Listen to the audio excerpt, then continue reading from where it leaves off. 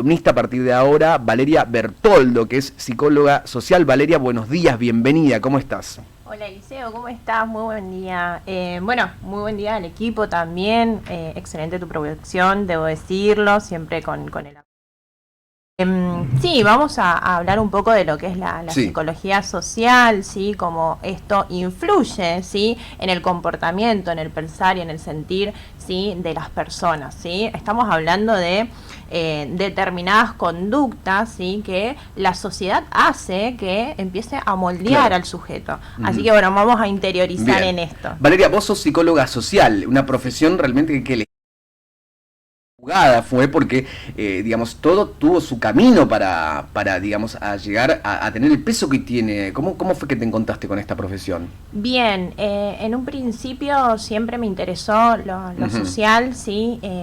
Y también adaptarme a lo que era la rama de la psicología. Bueno, actualmente Claro. y después de haber conocido esta carrera, me puse a estudiar lo que es la licenciatura en psicología. Claro. Pero bueno, la psicología social nace desde muy pequeña, de compartir espacios sociales, grupos sociales, y ver cómo estos grupos, ¿no? Desde una curiosidad, de ver cómo Sí. estos grupos iban moldeando, ¿sí? Me iban moldeando a mí e iban moldeando al resto de las personas que la integran, Claro. ¿sí? Dependiendo de el rol que vos estés cumpliendo o el estatus que tengas frente a un otro, ¿sí? Tu personalidad se va moldeando. Qué loco esto, ¿no? Sí, es súper loco desde lo O fenomenológico. sea, como uno dice, puede... yo elijo todo, pero en realidad no, tenés un condicionamiento, perdón. Siempre tenemos un condicionamiento. Desde el momento en que nacemos, de hecho, o sea, nosotros nacemos y ya somos seres de necesidad, necesitamos de un otro. Y ese otro nos va condicionando, va estructurando nuestra forma de pensar, ¿sí? Claro. Va siendo ese referente identificatorio para nuestra vida, ¿sí? En la cual nosotros, a partir de ese mecanismo inconsciente, vamos tomando rasgos de la personalidad del otro. O sea, Claro. pensemos no desde chicos, Sí, ¿sí? sí, sí. Y los role-playing que vamos adquiriendo desde niños, ¿sí? Vamos adquiriendo, no sé, el niño juega con un autito o la niña juega que cocina, ¿por qué? Claro. Porque va tomando, ¿sí? Rasgos de otro.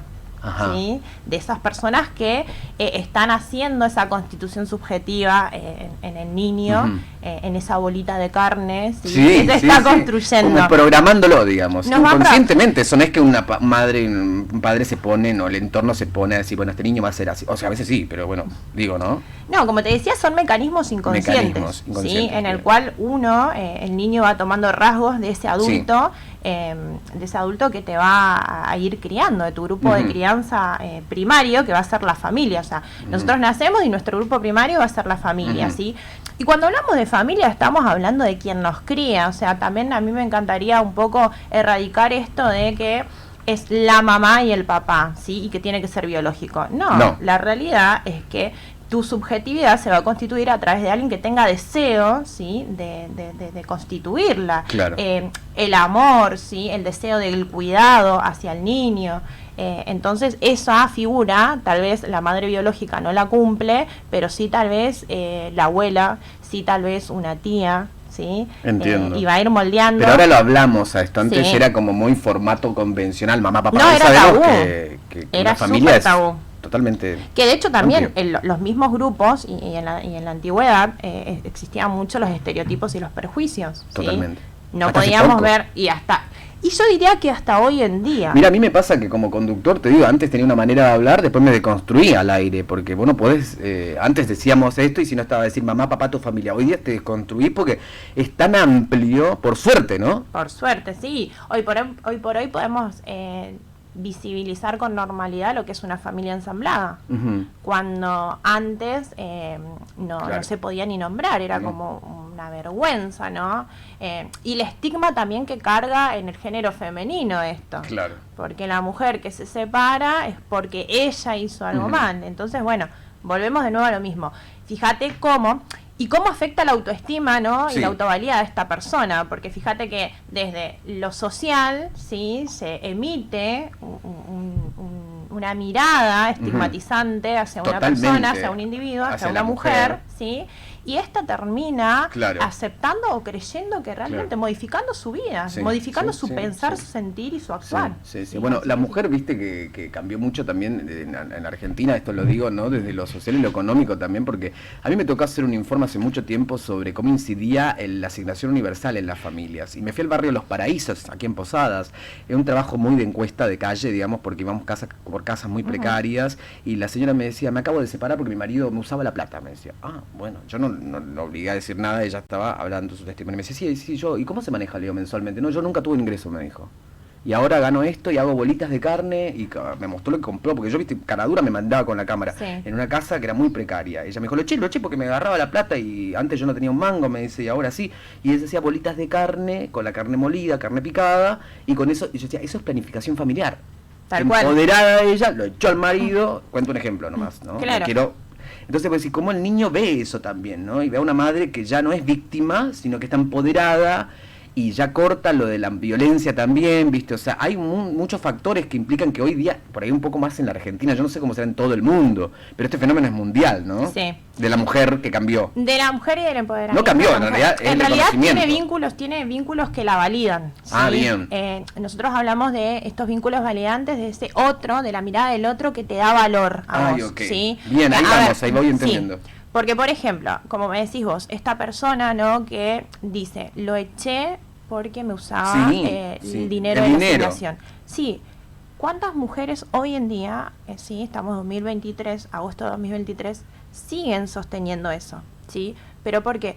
Porque tienen el chip instalado de que, bueno, hay que mantener la familia, uno no se puede separar, bueno, el típico hasta la muerte nos separe, qué locura, por Dios. Sí, o sea, impensable para mí. Sí, es como, es muy fuerte, ¿sí? Y hoy por hoy esto, a través de los medios de comunicación, ¿sí? De las promociones que se dan con la salud en cuanto a lo que es la violencia de género, la mujer empieza a adquirir nuevos conocimientos y también empieza a adquirir nuevos vínculos. En base a la validez del otro. En base a la validez del otro. Y va generando un empoderamiento y una autonomía en ella. Entonces hasta acá, ¿no? Esto que antes yo no lo podía ver, que todo el mundo lo veía, pero yo no lo podía ver, hoy por hoy me puedo dar cuenta, si a través de ese valor, a través de darme cuenta de que yo tengo un valor, tengo una autonomía, soy un individuo, soy un ser, ¿sí? Y que tengo derechos, ¿sí? Ahí voy, a partir del reconocimiento propio de la mujer de que tiene derechos y que no merecen ser vulnerados, bueno, a partir de ahí es donde, bueno, podemos tomar la determinación de decir, bueno, que se vaya. Que se vaya, ¿sí? claro. Porque es muy amplio este tema, ¿no? Si nos metemos, por ejemplo, con lo que es la violencia de género, muchas veces nosotros trabajamos, por ejemplo, desde la Asociación Civil CISMAT, que es a la asociación a la que yo pertenezco, nosotros trabajamos mucho esto en el sentido de, bueno, el acompañamiento a la mujer que padeció violencia de género, ¿sí? Entonces, bueno, una vez que se separa o se denuncia por medio, bueno, ¿qué sigue? Porque muchas veces cuando nosotros hacemos, o la mujer hace la denuncia, o nosotros acompañamos a que haga la denuncia, queda ahí. Y ir de nuevo al juzgado y volver a contar lo mismo es la revictimización de la mujer, ¿sí? Entonces otra vez nos están condicionando desde lo social a revictimizarnos, cuando la denuncia ya está hecha. Es necesario que le vuelvas a hacer otra pasar vez, por eso, ¿viste? Con todo el trauma psicológico que eso representa. Entonces, bueno, volvemos a lo mismo. Nosotros hacemos todo lo que es el acompañamiento. Desde la psicología social es eso, digamos. Desde la psicología social y el acompañamiento terapéutico, nosotros hacemos el acompañamiento. ¿Para qué? Para que la persona no reincida. Porque si no, a ver, cuando la mujer todavía tiene un poco, se empodera un poco y toma la primera decisión. Usualmente la primera decisión la toman porque realmente hay un hecho violento muy grave, ¿sí? Que hace que la mujer quede dañada. Entonces ahí recién se da cuenta que su vida corre peligro y va y denuncia. Bien, básicamente. Bien. Pero luego de eso, la mujer vuelve a tener tiene como un vínculo patológico, ¿no? Con esa persona. O quien sea del otro lado. La mujer o quien sea del otro lado. Tiene un vínculo patológico. Claro, lo que tiene que ver con la violencia, estamos hablando de un otro, sí, que me violente. Si hablamos de violencia de género, tiene que ver con la mujer. Solamente con la mujer. Bien, bárbaro, eso me encantó que lo aclares, sí. Eso está bueno porque siempre dicen, se habla de la violencia de género y género somos todos, sí, pero cuando hablamos de violencia de género estamos hablando específicamente por ser mujer, digamos. Por ser mujer. Por ser mujer, qué loco eso, ¿no? Sí. Qué fuerte. Es fuertísimo, y ahí también tenemos que tener cuidado. Y en los juzgados hay muchas mujeres con un botón de pánico en la mano que por ahí no le es tan digamos, útil. Mirá, yo te digo, No es necesario ser un periodista de investigación o un experto para darse cuenta que a veces esa mujer necesita compañía y el rol de ustedes es fundamental. Claro, y vos pensás que en ese lapso que esa mujer estuvo con ese vínculo patológico, ¿sí? Esa mujer perdió sus amistades, perdió su familia, está sola. ¿Sí? Nosotros en la psicología social hablamos que como que lo más trágico que nos puede pasar, ¿sí? Y hay culturas que usan como castigo el tema de la segregación, de excluir socialmente al individuo de su grupo, su etnia. Claro. ¿Sí? Ese es el peor castigo si nosotros somos seres sociales. Claro. Nos estamos vinculando, desde que nacemos nos vinculamos con un otro. Necesitamos el afecto del otro. Y muchas veces por ejemplo... bueno, no me quiero meter en ámbitos así que puedan generar mucho debate, una idea, ya que estamos en el por tema, ejemplo, estamos hablando de comunidades religiosas. Sí. ¿Sí? Hay determinadas comunidades religiosas de que si vos no cumplís con los estándares que ellos plantean, con las normas de convivencia de esa comunidad, de esa etnia, ¿sí? Por ejemplo, si vos jugás a la lotería para determinada religión, ¿sí? Es pecado. Eso es pecado y merece la exclusión. Ya nadie te habla. Claro. Tenés que irte de esa comunidad, ¿sí? Y ahí aparece lo que es la exclusión social, ¿sí? Imagínate los vínculos familiares que se rompen, los vínculos de amistad, hasta tu vínculo de pareja, porque realmente tienen tan incorporado, ¿sí? Lo que es esa religión y creen que es que la vida se basa en eso, que no pueden ver más allá. Y ahí volvemos de nuevo con la estigmatización y los prejuicios, ¿sí?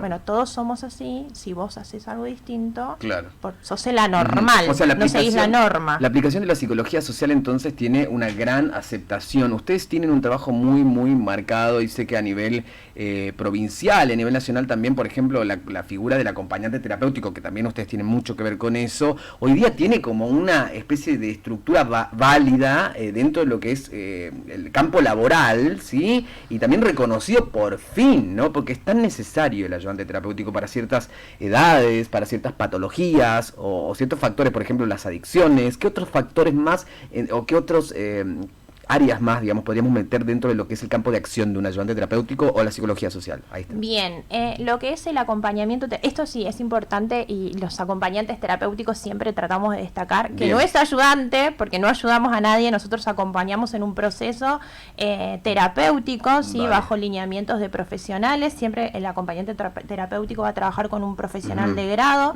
¿sí? Que solicite el servicio, y va a dar objetivos específicos para trabajar, ¿sí? Con la determinada persona. Bien, en el campo de las adicciones, en el campo de los duelos, en el campo de las psicopatologías, en el campo de, por ejemplo, adultos mayores, ¿sí? Es súper amplio el campo. Cuando hablamos de lo que es la historia del acompañante terapéutico, a lo mismo que la psicología social, vienen en ramas bastante parecidas de la mano, ¿sí? Siendo fuerzas instituyentes que vienen a cambiar, ¿sí? Un paradigma que estaba instalado, que era el de la psiquiatría tradicional. Cuando nosotros hablamos de la psiquiatría tradicional, estamos hablando de un paradigma en el cual los derechos del paciente eran vulnerados, eran violados, ¿sí? Que la medicalización era un medio, ¿sí? Para, digamos, controlar, así como una especie de panóptico, ¿no? Para controlar lo que es... nos están pidiendo que cortemos un poco. Vamos a un corte. No. En un segundo quería que me definas. Dale. Bueno, esto, de que en el paradigma de la psiquiatría tradicional se violan los derechos humanos, ¿sí? Se utiliza la medicalización, ¿sí? Antes se usaba lo que era el electroshock, ¿sí? Y hoy por hoy estamos hablando de, a partir de esto, ¿no? En Argentina, de 1960, donde por un lado el doctor Eduardo Calina empieza a incorporar la figura del acompañante terapéutico, que él trabajaba con psicopatologías y adicciones, esa es la realidad. Ahí se empieza a desarrollar lo que es el AT en Argentina, y luego, sí, Enrique Pichon Rivière, que es un psiquiatra y psicoanalista suizo, radicado acá en Argentina, nace en Suiza, a los 4 años viene acá a Argentina, ¿sí? Entiendo. Ah, mira, qué loco. En Corrientes Goya, la provincia hermana. Imagínate, él tenía una diversidad cultural impresionante. Pero mire, la historia de la formación de la figura. De la formación de lo que es la figura de la psicología social. Argentina. Imagínate, él viene de Suiza, viene a Corrientes, emprende a hablar el guaraní, el castellano, el francés, va a Rosario, hace su carrera, te hago un resumen rápido, hace su carrera de medicina, se interesa en la psiquiatría,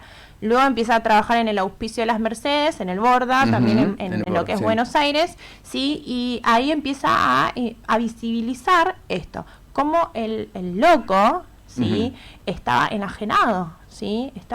Era un ente, bien, y había una sociedad de control ahí, apartados, segregados, ¿sí? Entonces, a partir de los grupos operativos, que es lo que él empieza a implementar, ¿sí? Nosotros trabajamos en psicología social mucho con los grupos, ¿sí? A diferencia de la psicología clínica, que es individual. Sí, totalmente fragmentado. Nosotros estamos trabajando con grupos, en grupos siempre, y lo que empieza a visibilizar era que a partir de que el grupo se empezaba a consolidar, pasaban cosas. Claro. El pensar y el sentir y el actuar de las personas iban modificando. Bueno, qué loco, porque yo digo, no como uno a veces se fragmenta, y el fragmentar no cura a nadie. O sea, si vos te pones a pensar. Vamos a una pausa ahora sí. Valeria Bertoldo está con nosotros. Un gustazo, Valeria, en serio. Gracias. Aparte tu forma de explicarnos me encanta, porque es un área que a veces uno... como por prejuicio siempre no lo habla y demás, y me parece que la radio tiene que tener a alguien que nos hable del momento, y vos preparaste una columna, así que vamos a tenerla en un ratito. Esto fue como la bienvenida a nuestra casa, en serio, en nombre de Radio Más, bienvenida, y gracias por tu enorme colaboración, Valeria. Bueno, ¿estás cómoda? Gracias. Estoy cómoda. ¿Qué te pareció el estudio? Porque por ahí la gente encantó. no... Es ¿viste precioso. qué lindo lugar? Bueno, vos que me ¿viste conocés? que tenés ganas de hacer tipo un stream así y mostrar ahora somos los un besos, lo beso, que es la verdad espectacular. Bueno, bienvenida. Muchísimas ahora formo gracias. parte de nuestro programa, Valeria, que es nuestra panelista, nuestra columnista, por supuesto especial, en este caso hablando de psicología social. Vamos a una pausa, estás escuchando Se Tenía que Decir y Se Dijo. Nos quedamos hasta las 12, en un rato llega Manuel Duto, ¿sí? El titular del Servicio Penitenciario Provincial, que la verdad que me parece interesantísimo hablar de todo, también cómo están trabajando contra las adicciones,